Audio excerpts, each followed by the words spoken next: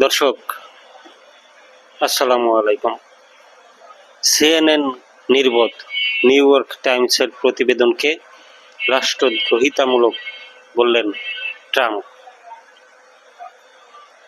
ইরানের সঙ্গে যুক্তরাষ্ট্র ও ইসরায়েলের যুদ্ধ নিয়ে সংবাদ প্রকাশের জেরে দুই মার্কিন সংবাদ মাধ্যম দ্য নিউ ইয়র্ক টাইমস ও সিএনএন এর ওপর তীব্র ক্ষোভ প্রকাশ করেছেন মার্কিন প্রেসিডেন্ট ডোনাল্ড ট্রাম্প।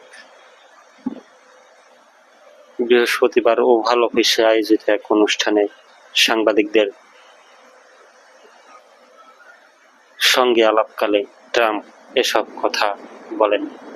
কর্মীদের অবসরকালীন সঞ্চয় সুবিধা বৃদ্ধির এক নির্বাহী আদেশে সই করতে ওই অনুষ্ঠানের আয়োজন করা হয়েছিল।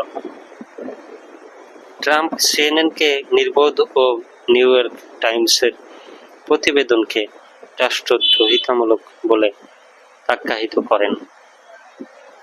অনুষ্ঠানে নিজের যুদ্ধ মনোভাব বজায় রেখে ট্রাম্প দাবি করেন, তিনি বলেন, প্রতিদিন আমি পড়ি যে তারা সামরিকভাবে কত ভালো করেছে।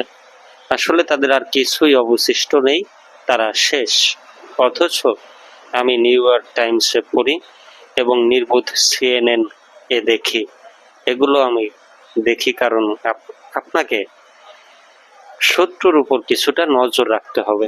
ট্রাম্পের অভিযোগ, সংবাদ মাধ্যম দুটি এমনভাবে প্রতিবেদন প্রকাশ করছে যাতে মনে হয় ইরান এই যুদ্ধে জিতছে।